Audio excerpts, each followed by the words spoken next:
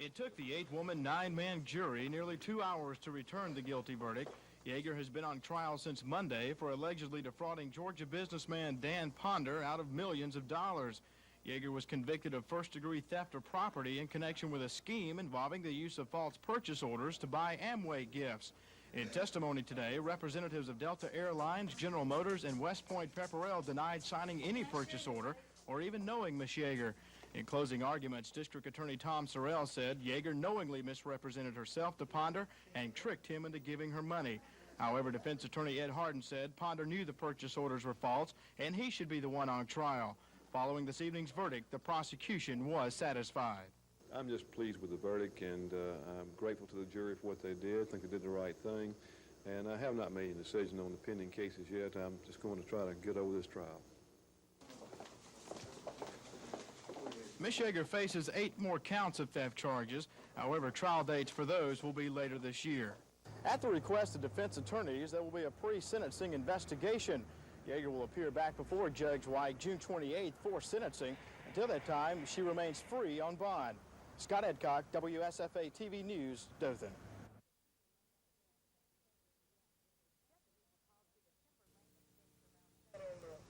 Deputies were called to the Timber Lane Estates around 7 p.m. where they found a white male dead at the scene.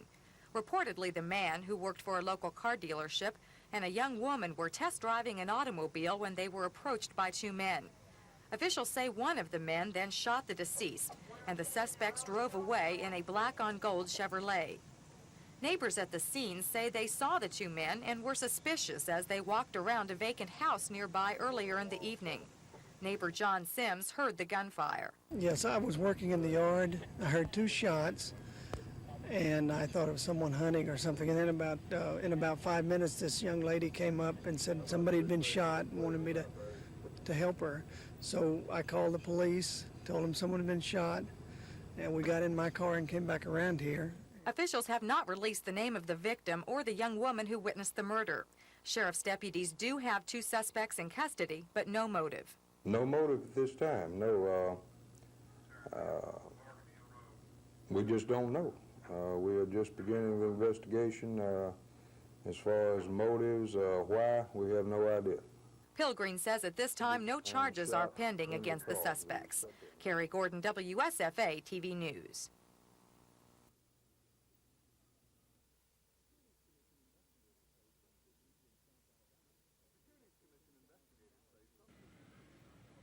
Securities Commission investigators say some victims in South Alabama have paid up to $10,000 for what they believe to be legitimate oil and gas leases. Investigators say the investors' names were secured from legitimate government lists of oil and gas lotteries. Securities Commission official Bob Prince says it was only after the money had been paid and the leases mailed that the investors discovered the leases were worthless. After you've sent the money, you receive by mail a lease. The lease is nothing more than a simple lease purchase. You've purchased a lease on property in the western United States. There is no representation or commitment on the part of the company that they will attempt to sell it or drill it for you. You're simply the holder of a lease of questionable value. Securities officials say one deterrent to the problem of questionable oil and gas leases in the state is an order forbidding the companies to operate in Alabama. If that fails, they say, they may have to employ criminal indictments. This is Norman Lumpkin, WSFA TV News reporting.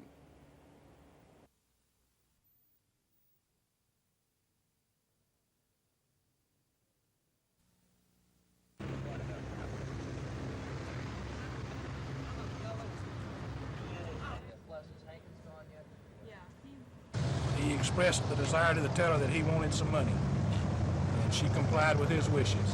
Did she give him everything in the drawer or what? She gave him what she could reach.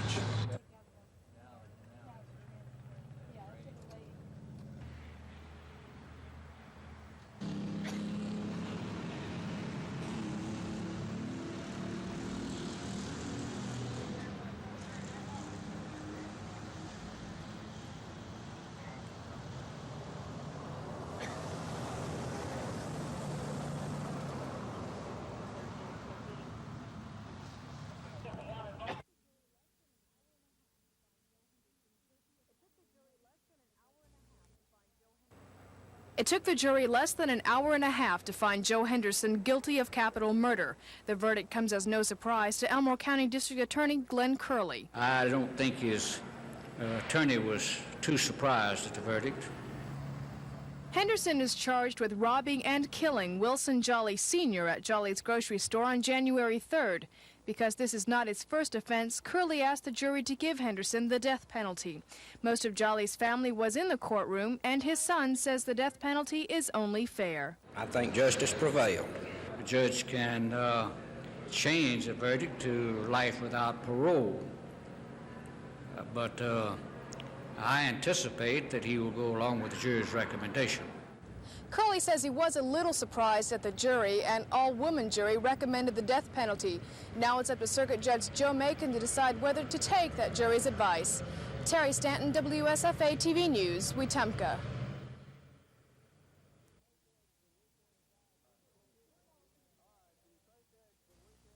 All right, the paychecks for the weekend in 526 are going to be passed out now.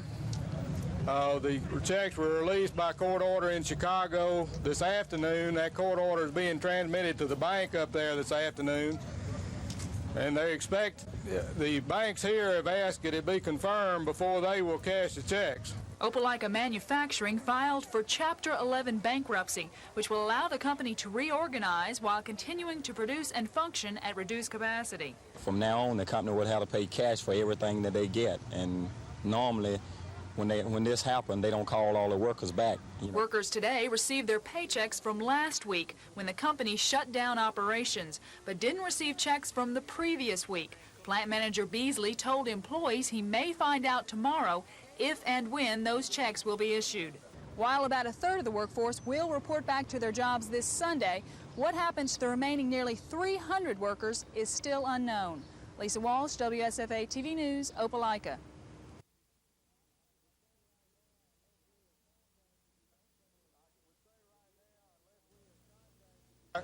I would say right now, unless we have contacted you, don't come into work. We did plan to start up on a limited basis, and we will contact those employees scheduled to work. The only Opelika manufacturing workers expected to be called in are those who work the Terry looms. The company's towel sales are profitable. The rest of their business is not. That is why the company filed for Chapter 11 bankruptcy, which will allow the company to reorganize while continuing to produce at reduced capacity. An international representative of the Amalgamated Clothing and Textile Workers Union came in from Atlanta to help with the negotiations. He says bankruptcy and mill shutdowns are tragic yet commonplace occurrences. As a matter of fact, this year alone in Georgia, where I was just before I came here today, 5,000 textile workers have lost their jobs there in the last several months. It's happening because of the whole situation with imports. And further, it's happening because right now the Reagan administration is refusing to take any kind of measures that are going to be able to save the jobs that we have out here. Many of these Opelika workers who earn an average of $5.50 an hour will now go on the government's payroll. Union putting all forth efforts to help people get unemployment. We also went to the food stamp office and see could we get emergency food stamp for those people not coming back to work. While about a third of the workforce will report back to their jobs this Sunday, what happens to the remaining nearly 300 workers is still unknown. Lisa Walsh, WSFA TV News, Opelika.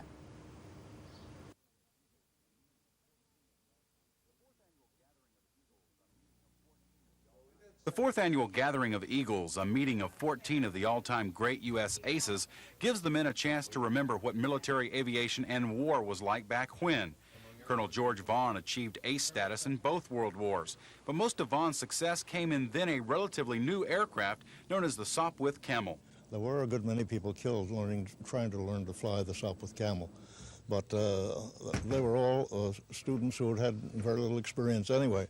After a little bit of flight experience, it was not difficult to fly at all.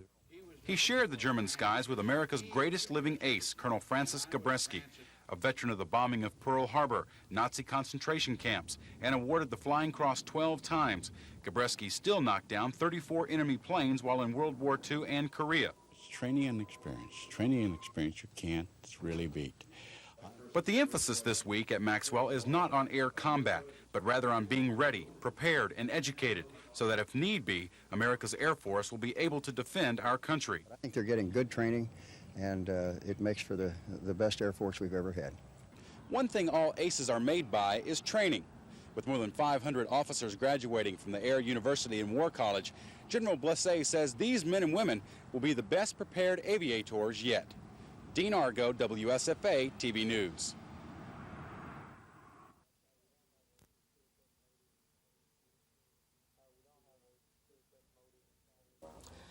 We don't have a clear-cut motive in the shooting.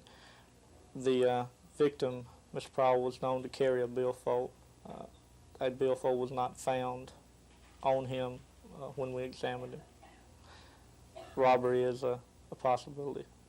The mystery at Timber Lane Estates still remains a mystery tonight as officials continue their investigation into the murder of 31-year-old Alan Powell of Montgomery. Officials say Powell was shot to death at close range with a high-powered rifle last night while he and a co-worker were test driving a car in the subdivision off Vaughan Road.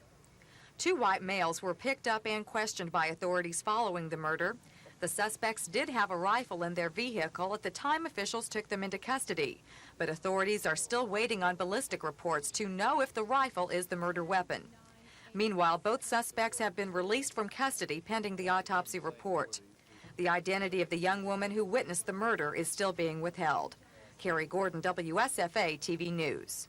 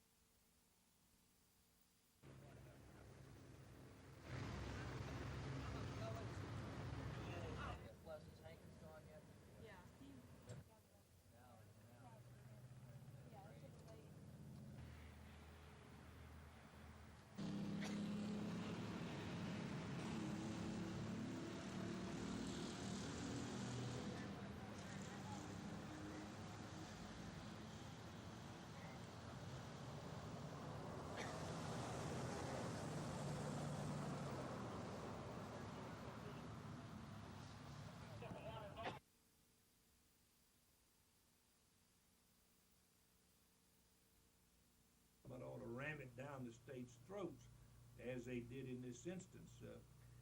Have had in the past without any federal bureaucracy telling them. 79, we had hearings able to deduct 10,000. It may well be that it is not as disastrous to some of the, say, Gulf Shores and that area that's built a lot of condominiums, maybe overbuilt.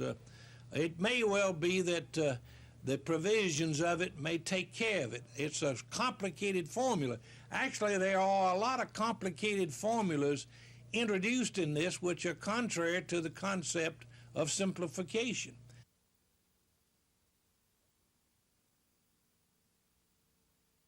Future, you would plan where if they have to deal with certain industries or certain phases of our economy, and we're going to have to look on the theme. The candidates' comments were varied, from criticism of past city spending. I'm not knocking anybody, I just want people to stop and think just what it's cost us to afford the past administration. To warnings of what future revenue sharing cutbacks will mean. So we have to address the fact that we're going to have reduced money to operate the city of Dothan during the next 4 years. From thoughts on Dothan's image. I like to be rated number 4. But I don't like to be rated number 4 from the bottom. To ideas on how to ensure a bright future. Most of all, we must provide our young people with job opportunities. Not only were the mayoral candidates there, but also the candidates for Dothan's Ward 2 Commission seat, all three sharing their ideas on the campaign issues. Today's forum really marked the unofficial beginning of both campaigns which should heat up in the next 6 weeks. Cal Calloway, WSFA TV News, Dothan.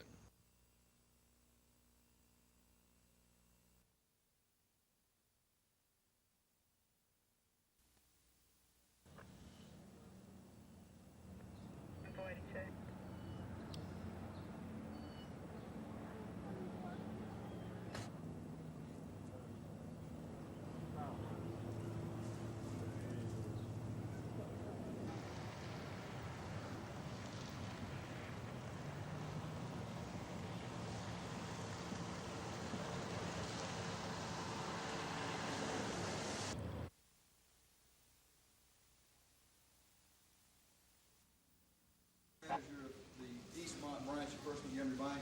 She was my campaign manager. We organized this, and she really got all the employees fired up about raising money for the Cancer Society. We had 3 tellers,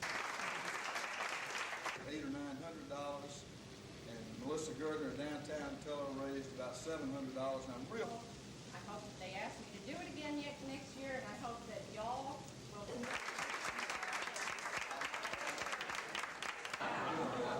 We'd already voted. It's not on the merits. Regardless of the money. He just printed a little expired Larry if you can. Yeah, right. Carlson, you were looking at somebody else. I'm gonna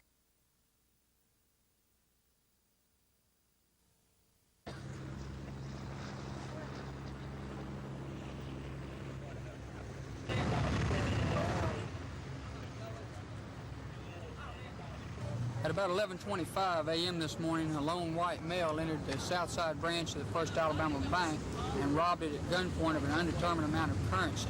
He then fled on foot. At this time, the FBI has started an investigation into the incident, and the Montgomery Police Department is assisting them in the investigation. Any injuries? No injuries and no shots have been fired.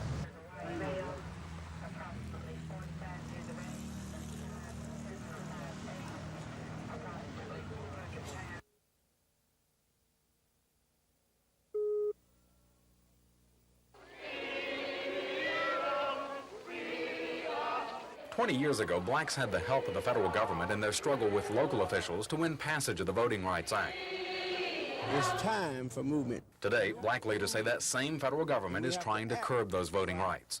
The struggle centers on Albert Turner, accused by the U.S. Justice Department of illegally filling out absentee voting ballots. His wife Evelyn and fellow civil rights activist Spencer Hogue are also indicted. This attack by the federal government comes at a time when black voters are exercising their right to the fullest extent. It comes at a time when each election in the Black Belt results in new democratically elected black office holders. Earlier this year, Julia Wilder and Maggie Bozeman of Pickens County were cleared of state charges that they too cast illegal absentee ballots. That case and the scheduled Selma trial of the so-called Marion Three are drawing renewed attention to voting rights efforts in Alabama's Black Belt counties. Last week, black legislators from around the country took a public stand. Today, the Southern Organizing Committee was joined by a half-dozen other social justice and political rights groups. But unlike 20 years ago, today's rally lacked the mass public support, a problem these groups are also trying to overcome. Chris Grimshaw, WSFA TV News in Selma.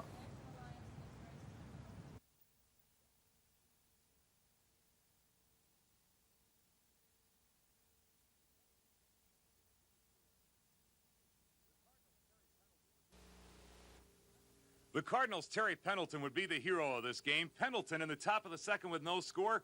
A base hit into left center field. It would score Jack Clark. It would also bring in Andy Van Slyke as St. Louis jumped off to a quick 2-0 lead. Later in the second inning, Joaquin Andujar, who has not had a base hit all year, a bouncer up the middle past the diving Glenn Hubbard. In to score, none other than Terry Pendleton, St. Louis with a 3-0 lead. And then Terry Pendleton would come up as the defensive star of the game.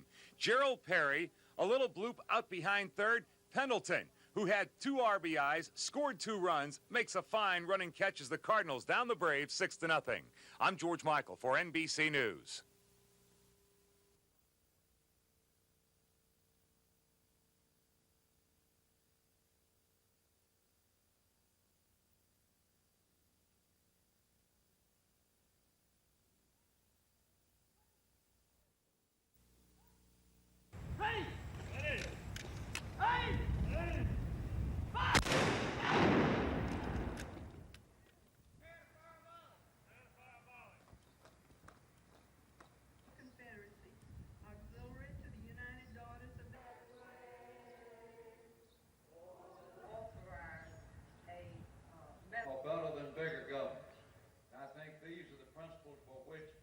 South Fault, and to the community.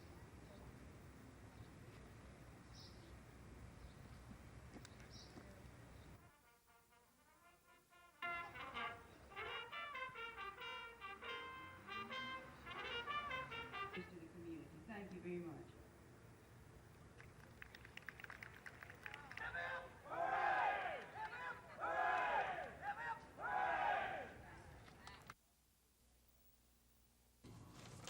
Capital City Asphalt Company, Incorporated, Montgomery, Alabama. Capital City. Roland Q Construction, Incorporated. Next is Federal Aid Interface Project number Macon County, Alabama. Bid of WSFA.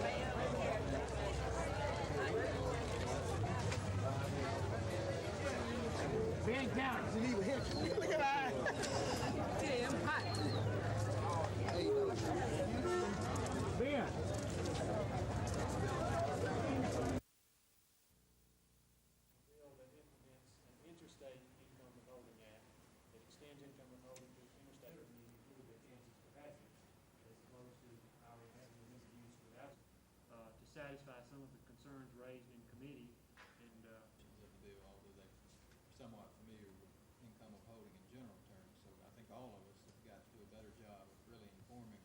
But they explained real well to the probably wouldn't be very nice. They're going to contact that local legislator, and that's where you're going to have them in the mind. To the legislature and to Mr. Walsh for all the help they've given us today. I met with these individuals a long time ago. They have had a record in children's issues throughout this state, and Myra Schmidbauer brought me... Which is sponsored by people like Gary. It's time to identify and remove child abuses from our society and stand up for the rights of our children. I'm going to use this as an example of a team effort. This proves today that citizens, legislators, the governor can work together and get things done for children.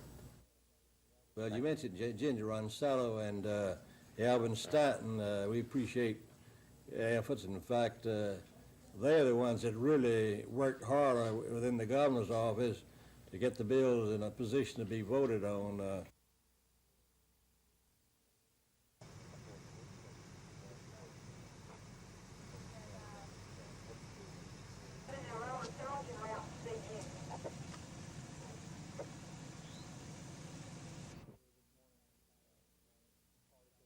Earlier this morning, articles taken from Alan Powell's wallet, driver's license, credit cards, Social Security card, things of this nature were found on the side of Wallahatchie Road, which is a road connecting Pike Road and Vaughn Road in East Montgomery.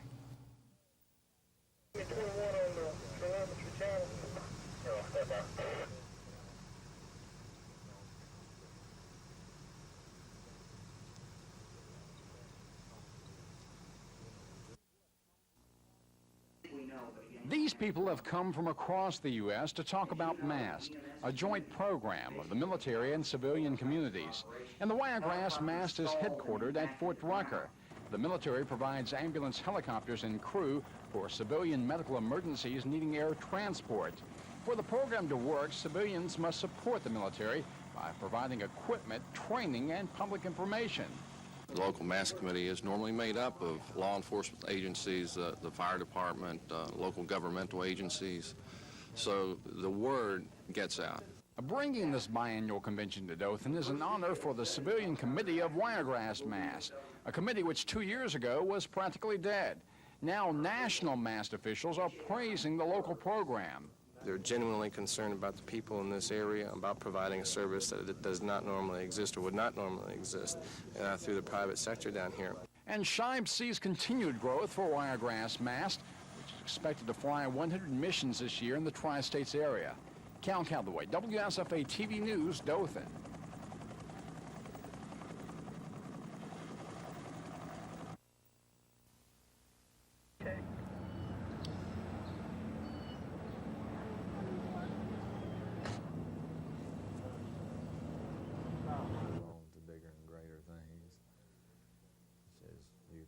At the very time we were looking for him, we received a report from his wife that he was in fact missing. We went to the area and found his shoes and belt, and apparently at that time he ended up in the river. Now, we speculate it's probably going to be suicide because of some comments that he made to his wife prior to the drowning. And you had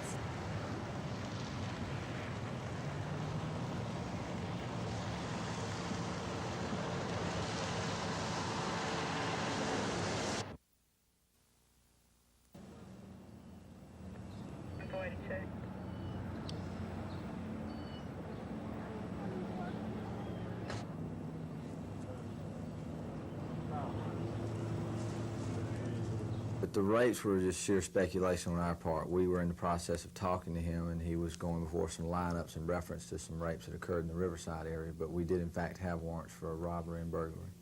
And his wife suspected that he was going to the river. She's the one that initially called? She called. Some of the comments he made to her, such as, "I can't stand it any longer," and that sort of thing, led her to believe that he may try to do himself harm. And when we got to the area, we found his shoes and belt.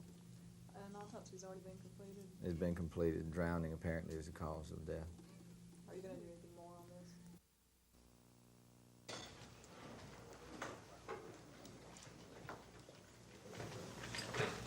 But Mary Everett.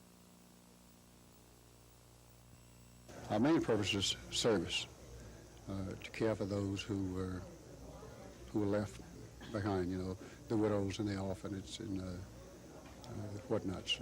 That's our main purpose. We are basically a service organization. For appropriations, make sure that we have a military force. The ingredient for aggressive management is having Armed Forces Command and Staff College in Toronto, Canada. You see, then they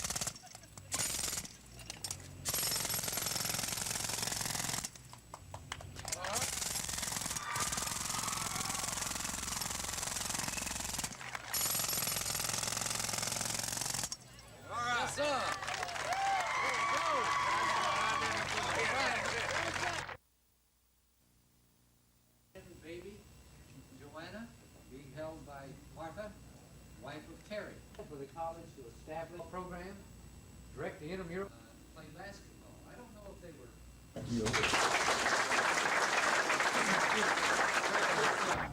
Thank you,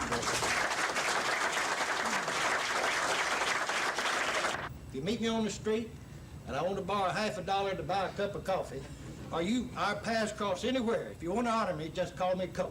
Thank you.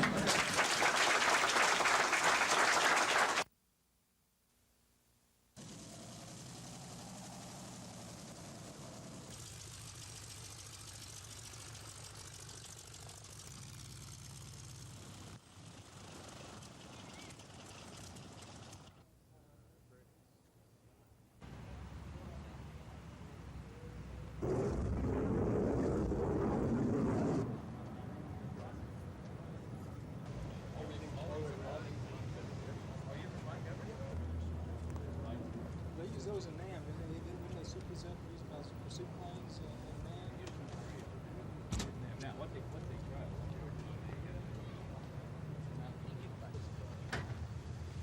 How about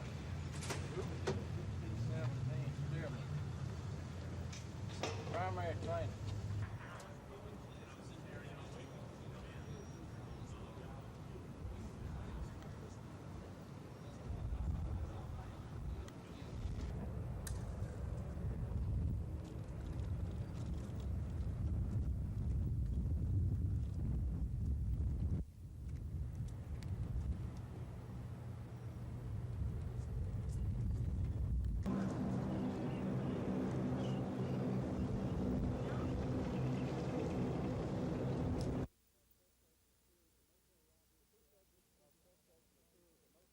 The two subjects are suspects in a series of motel robberies throughout Mississippi, Alabama, Florida, Georgia, Louisiana, and Texas, in which the victims were robbed, kidnapped, and sexually assaulted. The subjects have used a variety of vehicles in their travels.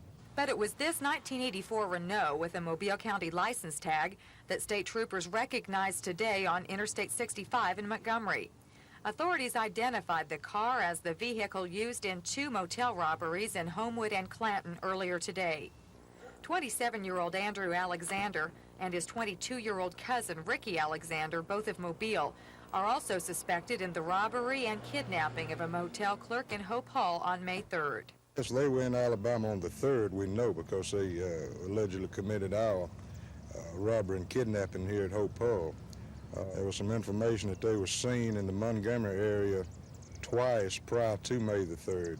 Pilgrim says his office coordinated a multi-state meeting with law enforcement agencies from the other 5 states last week.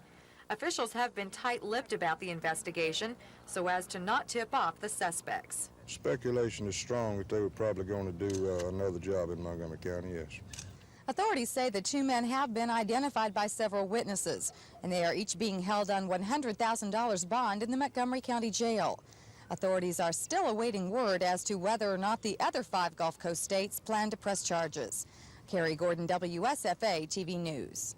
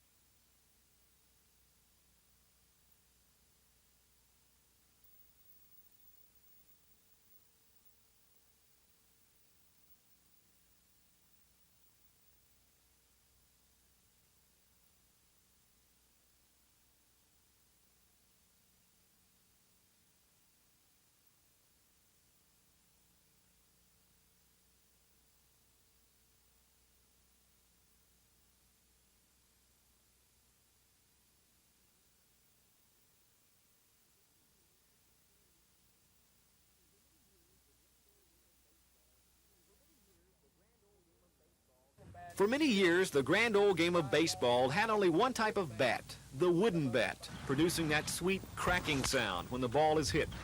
But oftentimes, wooden bats not only make a cracking sound, but they crack in two, a major drawback. But in 1973, the aluminum bat hit the scene. Yet, while the aluminum bats are unbreakable, many baseball purists don't like the unbaseball-like pinging sound that the aluminum bats produce. Aluminum or wood? The great debate continues. But now researchers up in Pittsfield, Massachusetts say they've come up with a bat that combines the best of both. The General Electric's Plastics Division from Pittsfield has teamed with the Worth Bat Company in Tullahoma, Tennessee to develop a new lightweight but durable bat made of graphite and filled with polyurethane. By controlling the bat's internal weight and balance, the area of greatest impact, or the sweet part of the bat, can be enlarged. The swing of a light bat, with the force and velocity of a heavy bat. For those preferring aluminum, the graphite bats won't break, but they also produce the same cracking sound that wooden bats do. What it'll enable us to do is swing a lot lighter bat, but give us enough force and velocity of a heavier bat. So, you know, certainly I'm sure not only ourselves, but many other people will try it. That's one good thing about baseball people. They'll try most anything that's hot and new on the market. And besides, this bat sounds like a good idea. In Montgomery, Mark Thornhill, WSFA TV Sports.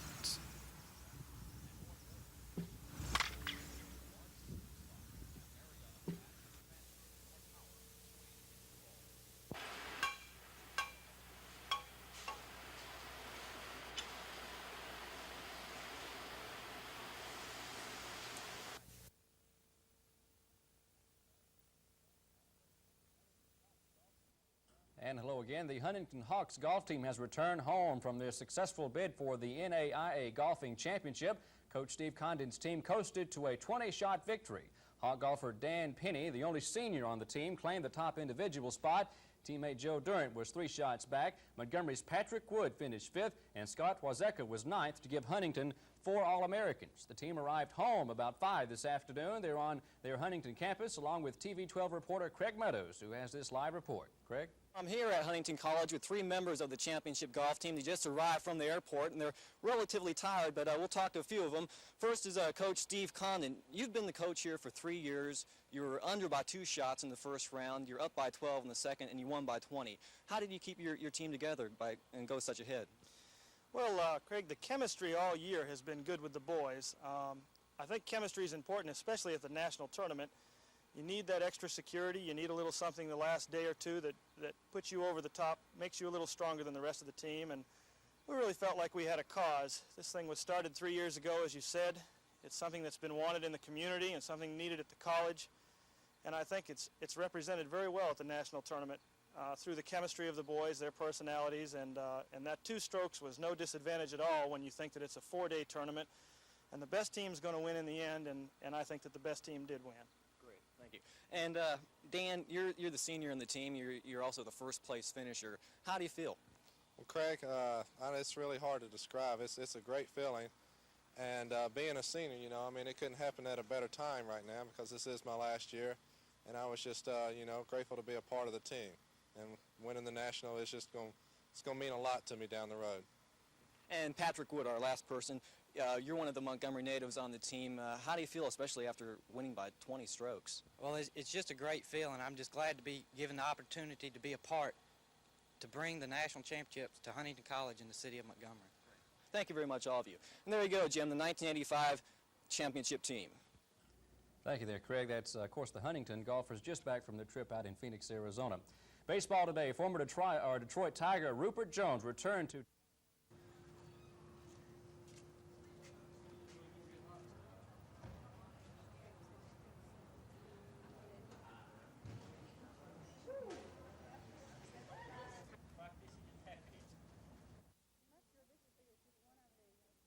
Muscular dystrophy is just one of the few, I believe, organizations that donate 75% of the money that they raise to the patient directly rather than putting it into administrative costs and just whatever, aside from the patient care itself.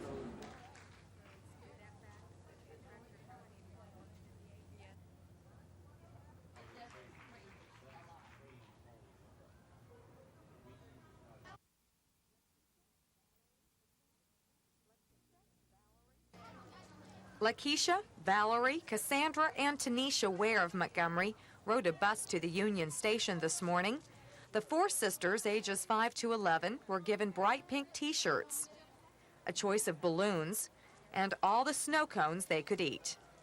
The Ware sisters are only 4 of some 100 Montgomery area youngsters invited to a party at the train station.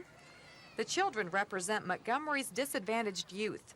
The party is called Play Day 85, sponsored by the employees of Jim Wilson and Associates.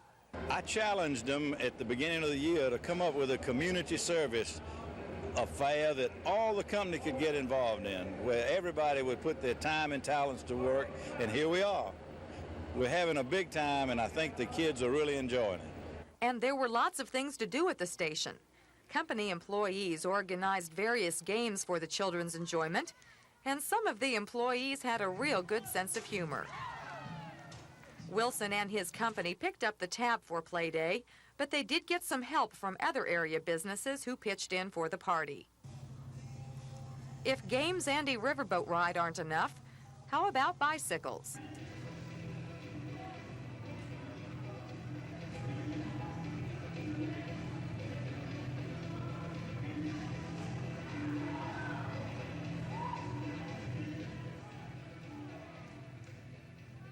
By the size of the crowd and the sound of the laughter, Play Day 85 is a big success, and with good reason.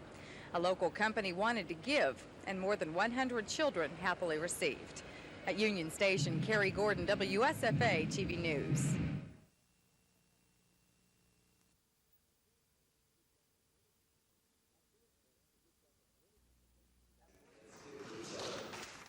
At first glance, it looks like a political convention with all the delegates, state banners, and balloons. And while new leaders are elected to offices in the southeastern district of the American Lutheran Church, there's a bigger reason why 300 church members are at Tuskegee Institute this weekend. The theme of their convention is He Became Poor. Through ministry, these people are trying to do something about the needy in this country and elsewhere. Not just being deprived of some of the luxuries of life, but their whole quality of life being reduced because of that economic deprivation. It's just as serious a problem. It does just as much damage to human dignity and worth and value, self-worth and so on, here as it does anywhere.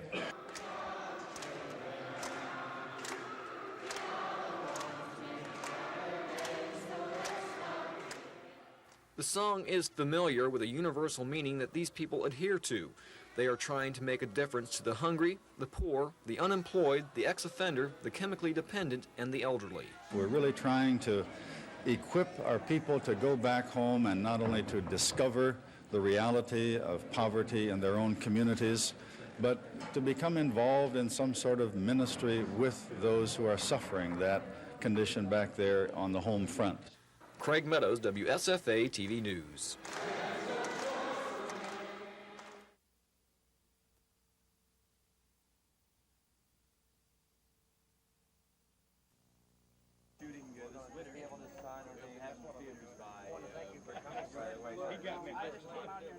Oh, yes, absolutely.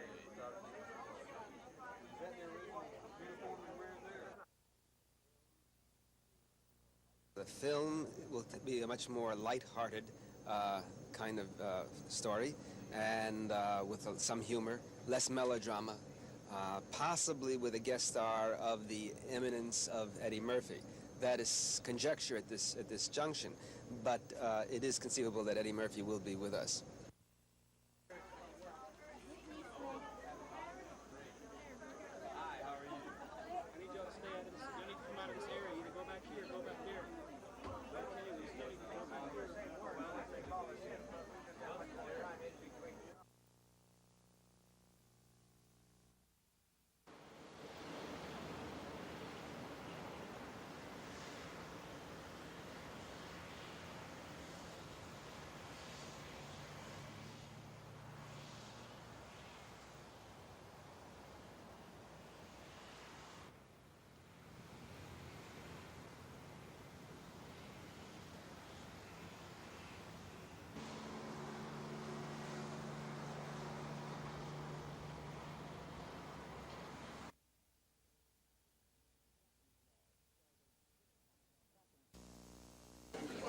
Captain's log, stardate 611985. This mission requires the talents of 3 of our best crew members, Mr. Scott, Mr. Sulu, and Mr. Chekhov. They come in a mission of peace to thank their brothers on Earth who pay good money to see their latest adventures on video cassette. In its travels across the galaxy, the USS Enterprise has boldly gone where no man has gone before. Well, today, crew members return to the home planet of Earth to visit the small village of Dothan. They came to the movie gallery not aboard the Enterprise, but rather custom buses with all the luxuries of a starship.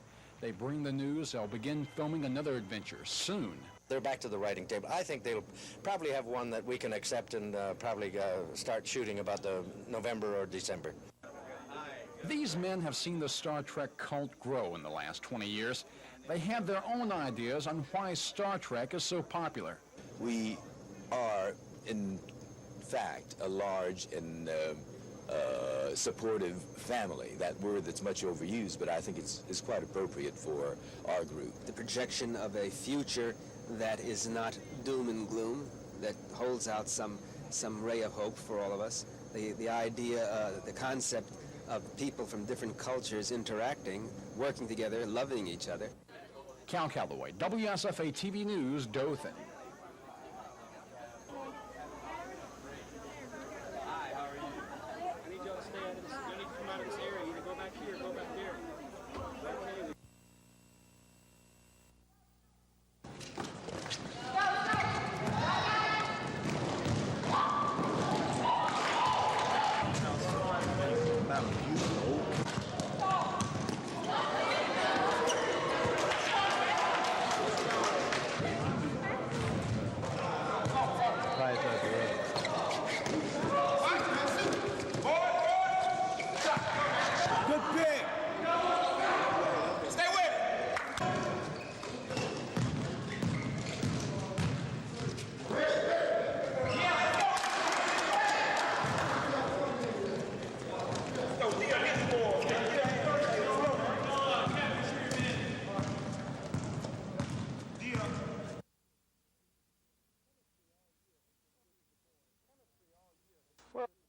Chemistry all year has been good with the boys. I think chemistry is important, especially at the national tournament. You need that extra security. You need a little something the last day or two that puts you over the top, makes you a little stronger than the rest of the team. And we really felt like we had a cause. This thing was started 3 years ago, as you said.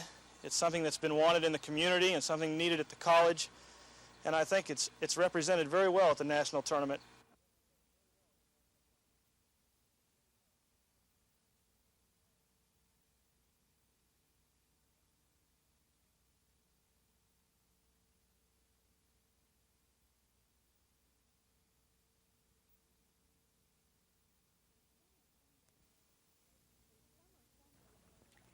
A summer Sunday morning on Lake Mitchell is a quiet time. The sound of a wake beating against the shore, the early morning haze lifting off the water. A perfect place to go to church. Yes, we'll gather at the river, the beautiful river. Gather with the saints and the river that flows by the throne of God. They've been gathering at the river for 17 summers now, starting on Memorial Day Sunday and ending on Labor Day. For 15 services a year, the River Church is there for those who don't want to get dressed up for church. And over the years, people have learned about this service, and they have found it to be a service that they enjoyed. It met their needs because they could come to church in the morning here and not have to go to the trouble and effort of getting dressed and going into town. Reverend Parker calls this a typical Sunday, about a dozen boats and 80 people. Some of these people live on the river, others just like the church service. I know for our church, a lot of people now use it as an early morning worship service. They can come to church early and be through for the day. It's not as time consuming. It takes most of the day when you get ready and go out to town to church, and gives you more time to be on the lake with the service here. If you can go to your home church, that's good too, but this does fulfill for the people that can't get to their home churches. The service is sponsored by the First United Methodist Church of Clanton, but worship is non-denominational and informal. Just tie up your boat for the 30-minute service and feel free to come back again next Sunday. In Chilton County, Carrie Gordon, WSFA TV News.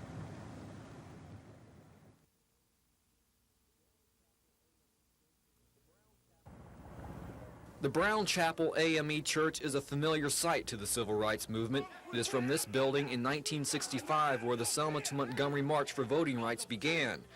Jesse Jackson was here to voice his support for Albert Turner, his wife Evelyn Turner, and Spencer Hogue Jr.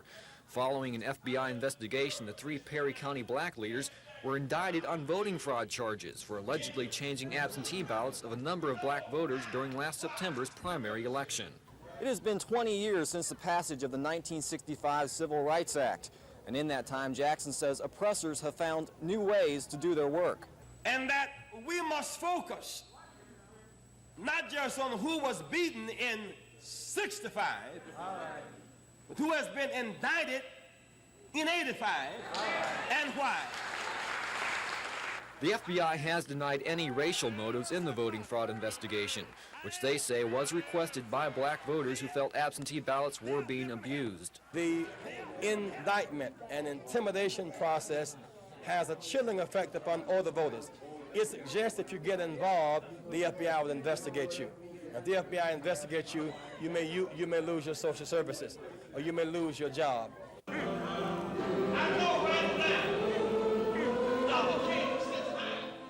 This is not the first meeting to protest the indictments, nor will it be the last. Black leaders have met with Governor Wallace to voice their displeasure with the FBI probe, and Monday, Jackson and others are scheduled to meet in Washington with Justice Department officials regarding the federal investigation. Meanwhile, more than a dozen more voting fraud indictments are expected from Alabama's Black Belt. A trial date in Mobile for the Turners and Spencer Hogue Jr. is scheduled for June 17th. In Selma, Craig Meadows, WSFA TV News.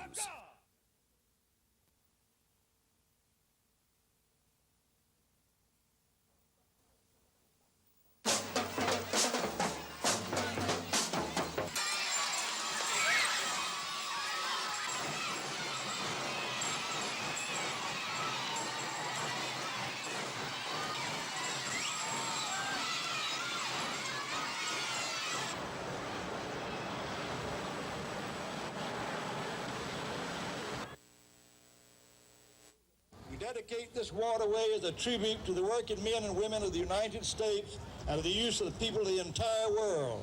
God bless you. Thank you.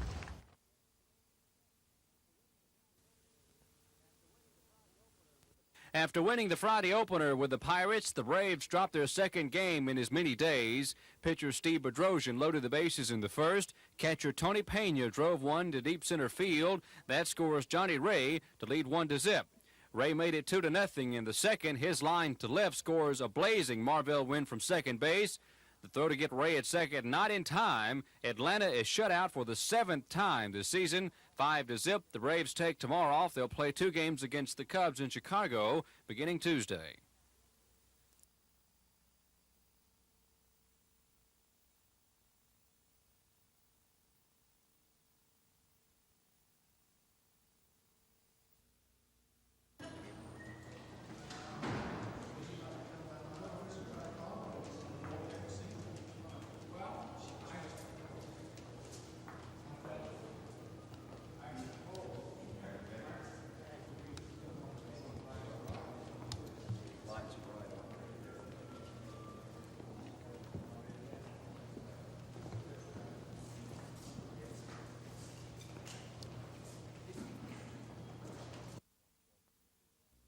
More important ones. Number one is adopt a child, but it's still a little bit easier if you have a wife, or if you're going to take in children. Adopt children. Yeah, I think that what we find is the legislators are beginning to pass more effective laws to deal with this problem and try to make it easier for children to testify in court and make the laws stricter as they pertain to child pornography and other kinds of offenses. So I think that society as a whole, American society as a whole, is been willing to start to face this and deal with it. As a child, to dress in a cheerleading outfit or wear bobby socks or put her... When I tell you or you believe that an individual is a pedophile, what if she gets pregnant? What's his next turn him on? But let's say he is able to get sexually aroused. This would have been an alarm, a bell would have been ringing in her head when somebody expresses. Problem is that they have a sexual... Special Agent Kenneth Lanning is a member of the Bureau's Behavioral Science Unit at the FBI Academy in Virginia. And as an expert on sex abuse, he says a typical sex offender of children is well thought of in the community, often an acquaintance of the victim, an unlikely suspect, and consequently someone who's difficult to prosecute. And it's only been recently here that we've been willing to face the fact that children are frequently molested by an acquaintance, by a school teacher, by a daycare center operator, this kind of thing. And one of the difficulties is that many of these individuals who molest children seem to be in every other way reputable, law-abiding, wonderful people, and it's very difficult for society to accept that these people could be child molesters. Have a wife. Lanning told the Alabama Peace Officers Association conference that Alabama is making progress in the area of curbing child abuse. He cited recent legislation passed into law in the state. I think that what we find is the legislators are beginning to pass more effective laws to deal with this problem and try to make it easier for children to testify in court and make the laws stricter as they pertain to child pornography and other kinds of offenses. When addressing the question of why a person commits a sexually abusive crime, Lanning says 90% of all sex offenders were abused as children, and that, he says, proves sex abuse is a contagious disease. Craig Meadows, WSFA TV News. But don't get carried away. System sales that we're making in our company. These sales to neighboring utility competitive advantage. It was to market pay and increase the dividend. Last week, as you know, the President outlined his proposal for tax reform. Now, we applaud the President's efforts to simplify the tax laws and to make them fairer. Yet one of the provisions he outlined would penalize a capital-intensive industry such as ours by eliminating the investment tax credit. That one action alone would cut our system's cash flow by $150 million a year.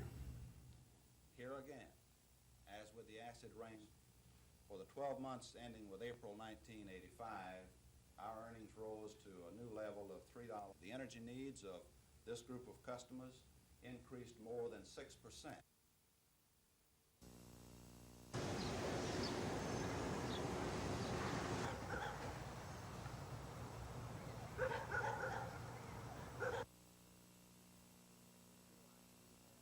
We feel like that we have here a building, equipment, 400 trained people that would be ideal for someone, some industrialist, who has been thinking about coming to this part of the country. And this just might be something that would trigger some response. They've had some private negotiations with different parties and trying to put something together. Because, see, they have in place out there a large painting line if someone bought the total facility. And they have some figures on what they would lease it back.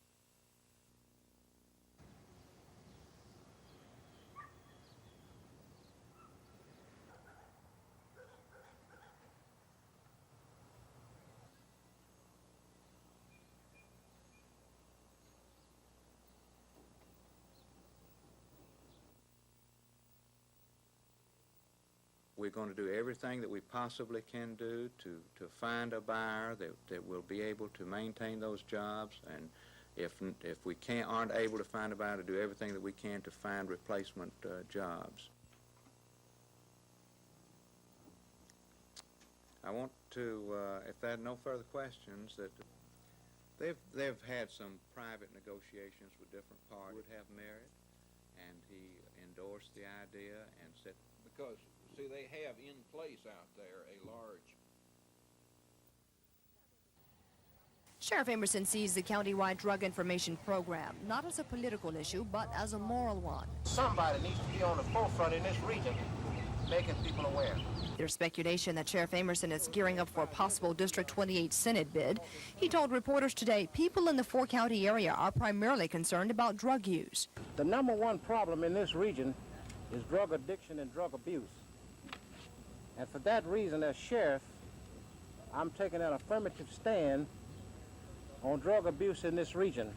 Even though the sheriff says there's no evidence of drug use in his department or among local elected officials, he plans a crackdown, beginning with his staff, if the Attorney General approves his request. Since I am in enforcement, and I will be traveling throughout the state, talking to various people, looking at issues, and seeking legislative reform along this line. If Sheriff Emerson campaigns for office next year, it will be his first legislative try since being elected the state's first black sheriff following Reconstruction.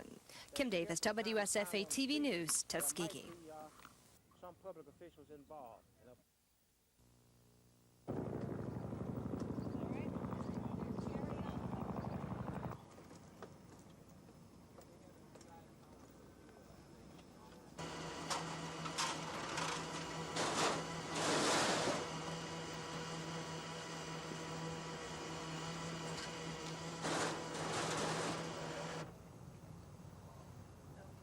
So you say like